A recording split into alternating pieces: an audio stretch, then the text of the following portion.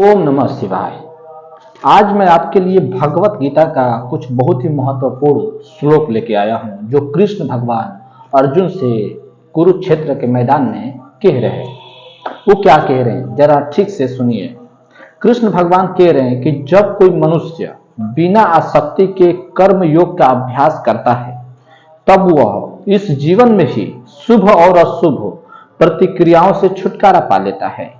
इसीलिए योग के लिए प्रयास करना चाहिए, जो कुशलता पूर्वक कर्म करने की कला है। कृष्ण भगवान कह रहे हैं, अर्जुन वहां पे समस्या क्या है? कुरुक्षेत्र के मैदान में अर्जुन युद्ध लड़ना नहीं चाहता। क्यों? क्योंकि वो कहता है कि मैं अपने भाइयों को, चाचा को, दादा को, सबको मार के स्वर्ग पाऊंगा या फिर यहाँ पे सिंहासन पाऊंगा। उससे क्या लाभ? जब मैं अपने को मार ही दूंगा तो मुझे इससे कौन सी कीर्ति मिलेगी? कौन मुझे अच्छा कहेगा कि तू अपने बाप, दादा, चाचा, भाई को मार के सिंहासन पाया है? ये कोई अच्छा कार्य तो किया नहीं है। इसीलिए उचित होगा कि मैं संन्यास ले लूं। ये अर्जुन का विचार है। अर्जुन कह रहा है कृष्ण भगवान से। तो कृष्ण भगवान उसके जवाब में कह रहे हैं कि जब कोई मनुष्य बिना आसक्ति के कर्म योग का अभ्यास करता है, कृष्ण भगवान कह रहे हैं कि तू करने वाला होता कौन है? तू इनको मार देगा, तेरे में क्षमता है? तू इनको जीवित कर देगा, तेरे में क्षमता है? जब तू कुछ करने वाला है नहीं, तू सिर्फ देखने वाला है। भगवत गीता का एक बहुत महत्वपूर्ण श्लोक है कि नैनं छिन्दन्ति शस्त्राणि नैनं दहति पावकः न चैनं क्लेदन्ति आपो न शोषयति मारुतः। अर्थात आत्मा को न शस्त्र काट सकती है, न अग्नि जला सकती, न जल गीला कर सकता और न ही वायु सुखा सकती। तो आत्मा को तो किसी प्रकार से क्षति नहीं पहुंचाई जा सकती। और अर्जुन कह रहा कि मैं इनको मार के सिंहासन पाऊंगा तो इससे मुझे यश कीर्ति तो मिल नहीं जाएगी। यही भ्रांति उसकी दूर करते हुए कृष्ण भगवान कह रहे हैं कि तू मारने वाला है नहीं, तू बस अपना कर्म कर। तू एक योद्धा है। तेरा कर्म है कि तेरे सामने जो पापी हैं उनको भूल जा कि तू अपने हैं कि पराये हैं। इससे फर्क नहीं पड़ता कि वो अपने हैं या गैर हैं। उससे क्या फर्क पड़ता है? फर्क इससे पड़ता है कि वो पापी हैं, वो अधर्म के मार्ग पे हैं। भले ही तेरे चचेरे भाई हैं, तेरे चचा हैं, दादा हैं, लेकिन वो सब अधर्म के मार्ग पे हैं। उन सबको मारना होगा। कृष्ण भगवान खुद अपने मामा को मार दिए, कंस को। वो भी तो कह सकते थे कि मैं अपने मामा को मार के सिंहासन पाऊंगा, कौन सा यश मिल जाएगा। लेकिन वो ऐसा विचार नहीं किए, एक बार भी नहीं सोचे। क्योंकि मामा है तो क्या हुआ, अधर्म के मार्ग पे है। लेकिन हम बच्चों को तो उल्टा सिखाते हैं, कहते हैं कि माता कभी कुमाता नहीं हो सकती, पुत्र कुपुत्र हो सकता है, लेकिन माता कुमाता नहीं होती। लेकिन हम हर रोज न्यूज देखते हैं, हर रोज अखबार में आता है कि किसी माता ने प्रेमी के साथ मिलकर अपने बच्चे की हत्या कर दी। कोई अपने बच्चे की हत्या कर देता है, कोई नाले में फेंक आता है। आजकल बहुत लड़कियां भ्रूण हत्या कर रही, गर्भ में बच्चों को मार दे रही, और हम कहते हैं कि माता तो कुमाता हो ही नहीं सकती। माता कैसे भी हो उनकी पूजा करो, पिता कैसे भी हो उनकी पूजा करो। पिता में पात्र भी तो होना चाहिए जिसके लिए हम पूजा करें। कृष्ण भगवान तो अपने मामा का पूजा नहीं किए, उसे मौत का घाट उतार दिए, क्योंकि मामा उस काबिल था नहीं। और अर्जुन कह रहा कि ये तो मेरे चचेरे भाई हैं, ये मेरे चचा हैं, ये मेरे दादा हैं, मैं इनको कैसे मार दूं? कृष्ण भगवान कह रहे हैं कि चाचा दादा से फर्क नहीं पड़ता, बस ये पाप के मार्ग पे हैं, ये अधर्म के मार्ग पे हैं, इन्हें मार दो। अब जरा विचार करिए, हम बच्चों को सिखाते हैं कि माता पिता की सेवा करनी चाहिए। बिल्कुल अच्छी बात है, न्यायपूर्ण बात है, तर्क संगत बात है कि हमें माता पिता की सेवा करनी चाहिए। लेकिन जरा सोचिए, क्या जन्म देने से सिर्फ माँ बाप हो जाते हैं? मान लीजिए कि आज मैं बहुत दारू सिगरेट पी रहा हूं, नशे में धुत रह रहा हूं, जुआ खेल रहा हूं, नाले में गिर जा रहा हूं, और कल मेरी शादी हो जाए और कुछ दिन बाद मेरे बच्चे हो जाए और मैं भगवान कहलाने के काबिल हो गया। अब बेटे के लिए मैं भगवान हो गया, परमेश्वर, अब वो मेरी पूजा करे? नहीं, ये बात नहीं बने। पिता का पात्र होना चाहिए, जन्म से नहीं हो जाता पिता परमेश्वर।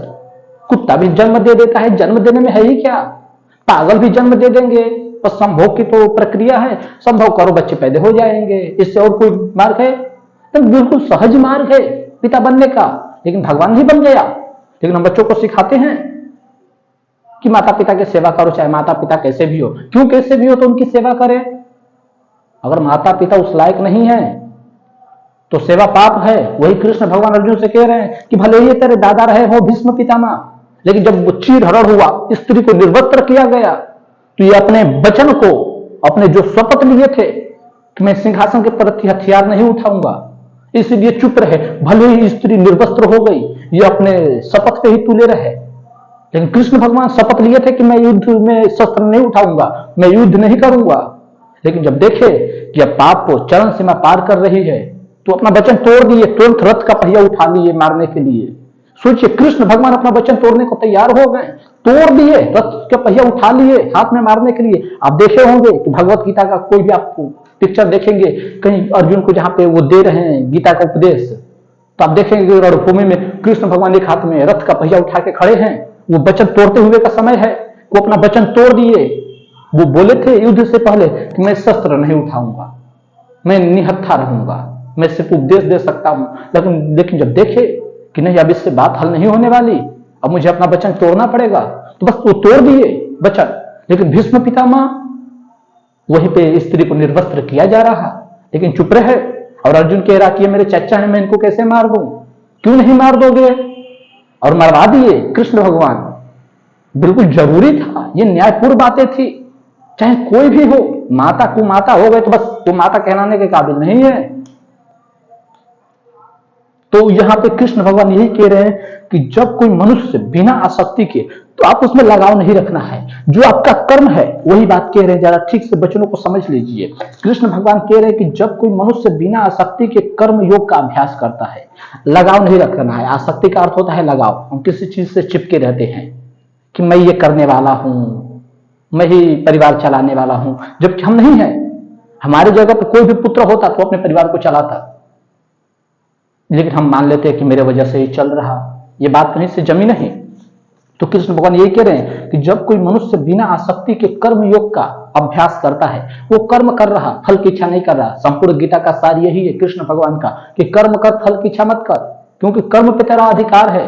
कर्मण्डे बाधिकारस्तु मां फलेषु कदाचन, कर्म पे तेरा अधिकार है, फल पे नहीं। तो यही कृष्ण भगवान कह रहे हैं कि जब कोई मनुष्य बिना आसक्ति के कर्म योग का अभ्यास करता है, तब वह इस जीवन में ही जन्म और मृत्यु के चक्र से छूट जाता है।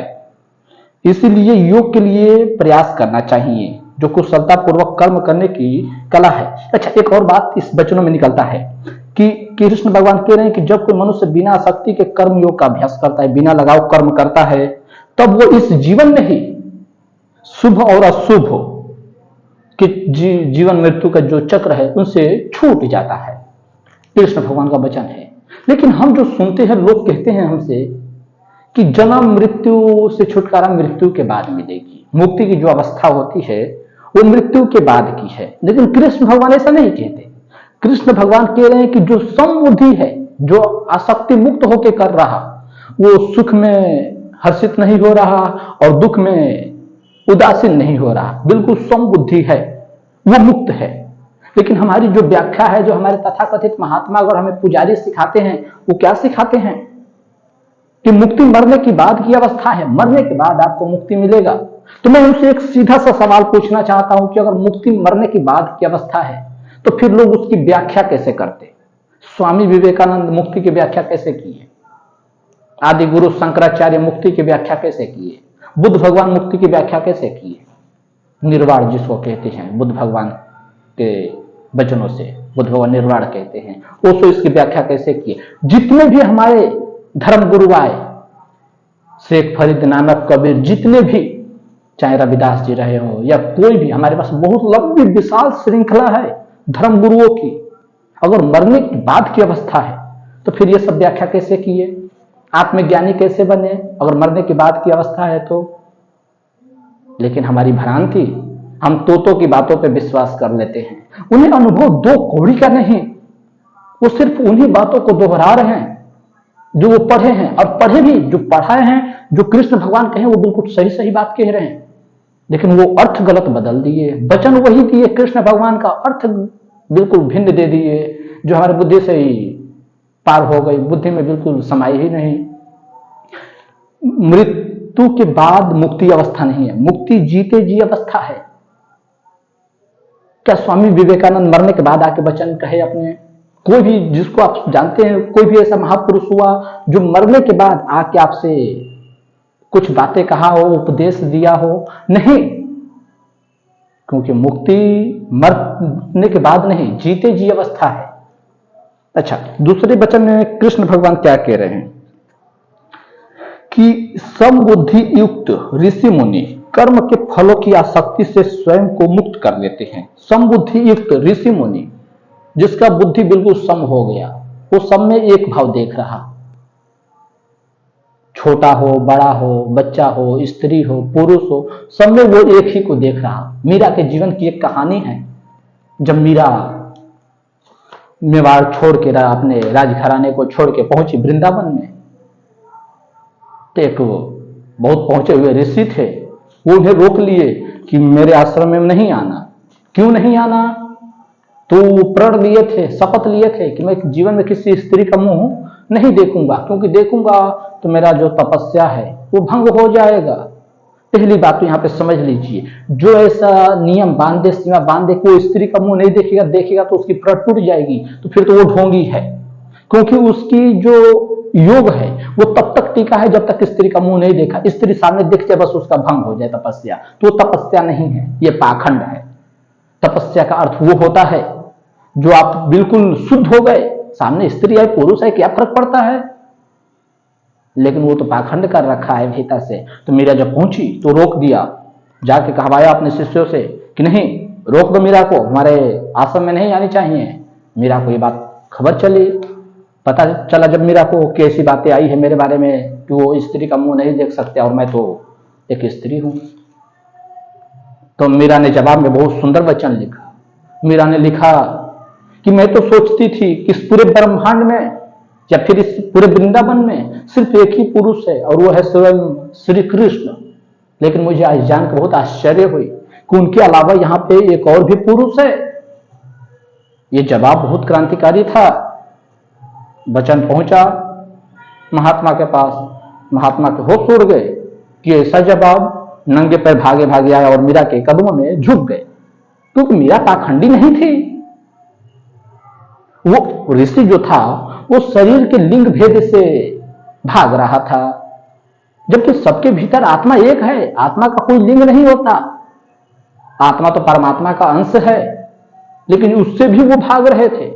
लेकिन उस समय भ्रांति टूट गई। जिस दिन आपको सच्चे पुरुष से मुलाकात हो जाएगी, आपकी सारी बंधन उसी दिन समाप्त हो जाएगी, आपकी जो धारणा है उसी दिन मिट जाएगी। कबीर के साथ जब लोग मिलते थे भ्रांति मिट जाती थी, मीरा के साथ मिला, उसकी भ्रांति खत्म हो गई एक क्षण में।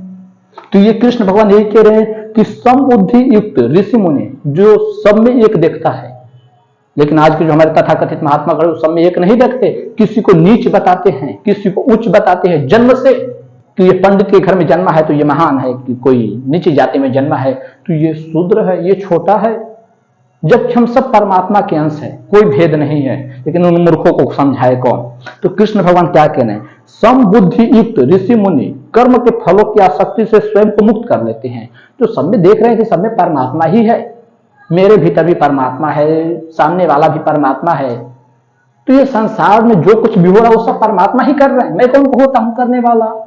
मैं तो बस अनासक्त होके, यही कृष्ण भगवान कह रहे हैं कि जो मन ऋषि मुनि कर्म के फलों से आसक्ति से स्वयं को मुक्त कर लेते हैं, जो लगाव है उससे मुक्त कर लिया, अनासक्त हो गए, वही मनुष्य जन्म मृत्यु के चक्र से छूट जाते हैं।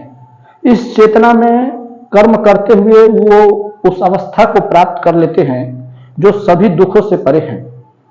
इन वचनों का सार ये है कि कृष्ण भगवान कह रहे हैं कि जो समबुद्धि मनुष्य है वो फल की जो आसक्ति है उससे मुक्त हो जाता है, कि सब करने वाले परमात्मा है, और इसी गहरी समझ में, इसी चेतना में स्थिर रहता है, और वो जन्म मरण के चक्र से हमेशा के लिए छूट जाता है। जैसे कि बुद्ध भगवान जीते जी मुक्ति को प्राप्त हुए, निर्वाण को प्राप्त हो गए, आदि गुरु शंकराचार्य। बहुत लंबी श्रृंखला है हमारे पास। चलिए हम अगला वचन देखते हैं क्या कह रहे हैं। एक वचन में कृष्ण भगवान अर्जुन से कह रहे हैं कि हे पार्थ, जब कोई मनुष्य स्वार्थ युक्त कामनाओं और मन को दूषित करने वाली इंद्रिय तृप्ति से संबंधित कामनाओं का परित्याग कर देता है और आत्मज्ञान को अनुभव कर संतुष्ट हो जाता है, तब ऐसे मानव को दिव्य चेतना में स्थित कहा जाता है। कृष्ण भगवान यहाँ पे कह रहे हैं कि जब कोई व्यक्ति कामनाओं से रहित हो जाता है, जो इंद्रियों को तृप्त करते हैं कि हमारे कान को तो मधुर वाणी ही सुनना पसंद है, थोड़ा इरिटेशन वाला आएगा तो हम नहीं सुनेंगे, हमें तो स्वादिष्ट भोजन ही चाहिए, कड़वा भोजन हमें नहीं चाहिए। जो हमारे इंद्रियों को तृप्त कर रहे हैं उनका त्याग कर देना है। अच्छा भोजन मिला तो खुश, बुरा मिला तो खुश, बस जहर नहीं मिलना चाहिए। इतना तो आपको बुद्धि है, इतना तो बुद्धि आपको कृष्ण भगवान पहले ही दे रखे हैं कि तू समझ सके। तो कह रहे हैं कि जो इंद्रियों को तृप्त करता है, उसके पीछे जो लगाव है, भावना है, उसको छोड़ दे। बाकी तू सब कर, खीर पूरी जो खाना है जीवन में वो खा, बस उसके पीछे जो भावना लगा रखा है उसको छोड़ दे और आत्मज्ञान में स्थित हो जा कि मैं परमात्मा का अंश हूं, ये सब मेरा ही प्रक्षेपण है, ये सारा संसार परमात्मा से भिन्न कहीं कोई दूसरा नहीं है। एक वचन आता है शास्त्रों में कि एको हम द्वितीयो नास्ति न भूतो न भविष्यति, अर्थात सत्य एक है, दूसरा कोई नहीं, और वो भूत और भविष्य में नहीं है, वो आज अभी और आपके भीतर है। तो कृष्ण भगवान यहां पे भी वही कह रहे हैं कि आत्मज्ञान को अनुभव कर संतुष्ट हो जा, तब ऐसे मानव को दिव्य चेतना में स्थित कहा जाता है। ऐसे ही व्यक्ति को दिव्य पुरुष कहा जाता है कि व्यक्ति दिव्य हो गया, आत्मज्ञान में स्थित हो गया। जैसे स्वामी विवेकानंद को हम दिव्य पुरुष कहते हैं, बुद्ध भगवान को दिव्य पुरुष कहते हैं, आदि गुरु शंकराचार्य को हम दिव्य कहते हैं, कबीर जी को दिव्य कहते हैं, नानक जी को हम दिव्य कहते हैं, संत रविदास जी को दिव्य कहते हैं, शेख फरीद को हम दिव्य कहते हैं, जीसस को पूजा किया जाता है चर्च में, हम उन्हें दिव्य कहते हैं। अच्छा, इसके अलावा एक और वचन है। कृष्ण भगवान क्या कह रहे हैं? कृष्ण भगवान कह रहे हैं कि जो सभी परिस्थितियों में अनासक्त रहता है, एक ही बात को वो बार बार कह रहे हैं, जरा सोचिए अलग अलग तरीके से। जो सभी परिस्थितियों में अनासक्त रहता है और न ही फल और न ही शुभ फल की प्राप्ति से हर्षित होता है और न ही विपत्ति परिस्थिति से उदासीन होता है, वही पूर्ण ज्ञानावस्था में स्थित होता है। कृष्ण भगवान के संपूर्ण वचनों का सार आज का यही है। वो कह रहे हैं कि अपने को अनासक्त कर ले, जैसे कि कमल का पत्ता जल में होते हुए भी जल से अनभिज्ञ होता है। वही कृष्ण भगवान कह रहे हैं कि तू इस संसार में ही रह, तुझे जंगल नहीं भागना। हम जिसे देखते हैं जंगल भाग जाते हैं, वो भगोड़े हैं, वो कोई ऋषि मुनि महात्मा नहीं है। कोई इस संसार छोड़ के जाएंगे भी कहां? इस ब्रह्मांड में कहीं पे भी रहेंगे तो इस संसार में ही रहेंगे। हिमालय चले गए तो क्या हुआ, है तो इस संसार में ही। महालकारी को छोड़ दिए, बीवी बच्चे को छोड़ दिए, गुफा से लगाव कर लिए कि इस गुफा में कल से दूसरा नहीं बैठेगा। जिस कमंडल को पकड़े उससे लगाव कर लिए कि कमंडल मेरा है, कोई दूसरा हाथ नहीं लगाएगा। जिस चिमटे को पकड़े उसको अपना मान लिए कि बस इसे कोई दूसरा नहीं छुएगा। ये मुक्ति नहीं है, ये बंधन है। लोहे का हो पिंजरा के सोने का क्या फर्क पड़ता है, बंधन बंधन होता है। यही कृष्ण भगवान कह रहे हैं कि जो सभी परिस्थितियों में अनासक्त रहता है, वो घर में रहे या जंगल में फर्क नहीं पड़ता, हर परिस्थिति में अनासक्त रहता है, लगाव मुक्त रहता है, वही दिव्य पुरुष है जो शुभ फल की प्राप्ति से हर्षित नहीं होता कि बढ़िया फल आज मिल गया तो बहुत खुश हो गया, अकल फल थोड़ा घटिया मिल गया तो बस उदासीन हो गया, दुख में डूब गया। ये जो लगाव था भीतर, इसके वजह से सुख और दुख उत्पन्न हुआ, फल से कोई लेना देना नहीं था। अगर जरा सोचिए, आपको फल की इच्छा ही ना हो, सिर्फ आप कर्म किए जा रहे हैं। वृक्ष लगाए कि आपका कर्म था, वृक्ष लगाए, उसमें पानी दिए, वृक्ष अपने समय के साथ बड़ा होगा, लेकिन आप लगाव कर लिए कि मीठा फल ही आए। अगर मीठा नहीं आएगा तो आपको दुख होगा, जबकि पेड़ को कोई फर्क नहीं पड़ा, वो जो आना था वही आएगा। कड़वा फल आना हो तो कड़वा आएगा, मीठा आना तो मीठा आएगा। आपके लगाव से कुछ नहीं, आप कितना भी फोर्स डाल लीजिए कि बीज कड़वा है और फल मीठे आ जाए तो नहीं आएगा। तो वही कृष्ण भगवान कह रहे हैं कि जो सभी परिस्थितियों में अनासक्त रहता है, सिर्फ अपना कर्म करता है, वही मुक्त है। जो सुख में सुख फल मिलने पर हर्षित नहीं होता और जो विपत्ति परिस्थिति से उदासीन नहीं होता, वही पूर्ण ज्ञान अवस्था में तृप्त है। जो सभी को समभाव देखता है, कोई भी समस्या आए, कैसी भी परिस्थिति आए, वो एक भाव रहता है, सब में एक देखता है कि सबके भीतर परमात्मा है। उसके भीतर जाति भेद, रंग भेद, ऊंच नीच का भेद मिट गया है। वही व्यक्ति मुक्त है। तो आज के लिए इतना ही, फिर मिलते हैं एक और नई वीडियो के साथ।